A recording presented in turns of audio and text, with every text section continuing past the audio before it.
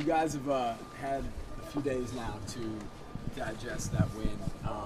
When looking at the first 20 minutes of the game, to an outsider's perspective, it looked, other than that fumble, to be perfect.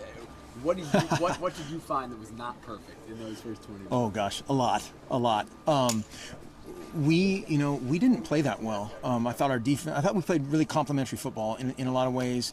Had some guys make some great plays. Kenyon had a great run. Marcus had a great run, but it just wasn't as clean as it could have been and should have been.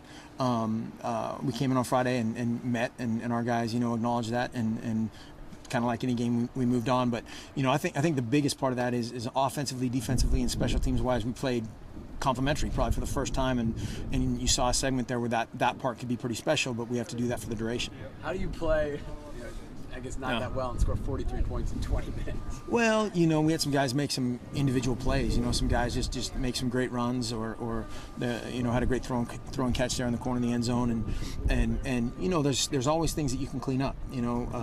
Of whether it's a technique thing, an assignment thing that you kind of get lucky. That's one thing on offense. If usually it takes 11 guys, we had a couple times where we had 9 guys doing the right thing and it worked out. But that's not always going to be the case.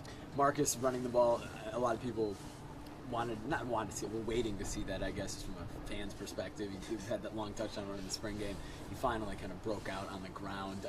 That dynamic of his game, how another weapon for the offense, I guess. I mean, how did we see his potential as a runner against Arizona State? He looked pretty good on that one. Yeah, I mean, he looked pretty fast. That's the thing. Again, we kind of see that happen a lot in practice, which I know most people don't. But that has to be a part of our deal, and will be a part of our deal. And he's done a good job kind of managing that of when, just the decision-making process of keep or give. And sometimes as a young guy, you kind of either go in the funk of I'm just gonna hand it off and kind of be safe, or I'm pulling everything and trying to make every play possible. And thus far, he's done a pretty good job of that. Yeah, how difficult of a decision is that when you're in this? How tough is it to get those decisions right all the time?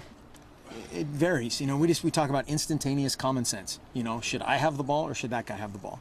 And that's really all it is. And just the consistent, just easy decision. How many of those times you can do that in a row? If you can do that 90+%, life's going to work out pretty well.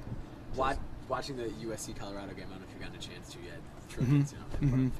What did they do against that defense? Well, they're dynamic. I mean, they've got some dudes making some unbelievable plays. What was Barkley, 19 of 20, and the one was just a stone cold drop. Unbelievable performance. You talk about near perfect performance offensively. That looked pretty darn perfect. But they're different than we are, and they're going to play us differently than they played SC. And we've had a pretty good feeling for how they play teams, similar to us, just of some other common opponents, and having played against them last year. So that helps. Was that Bennett to Mariota option pass the way you drew it up? Absolutely. Next question. No. Those guys have a really good relationship, and that was just one of those things that we were joking about in the office meeting on Fridays.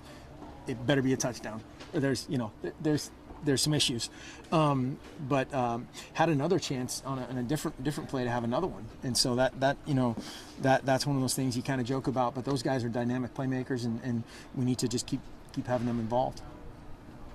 Mark, as an Oregon guy, is it kind of weird for you to still have Colorado on the schedule as a conference opponent, or is it one of those? Yes and no. I mean, it seems like all this stuff has kind of been coming down the pike for a long time. So I don't know. Yeah, we'll play whoever. Still friends there at Colorado? Yeah. A few guys. I know a few guys on the staff. Not very many players gone. Having this much time pass.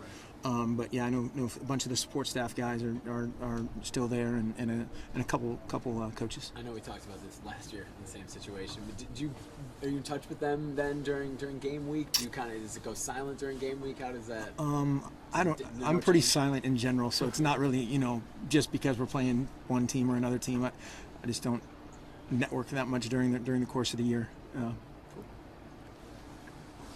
Thanks. Boring answer. Sorry.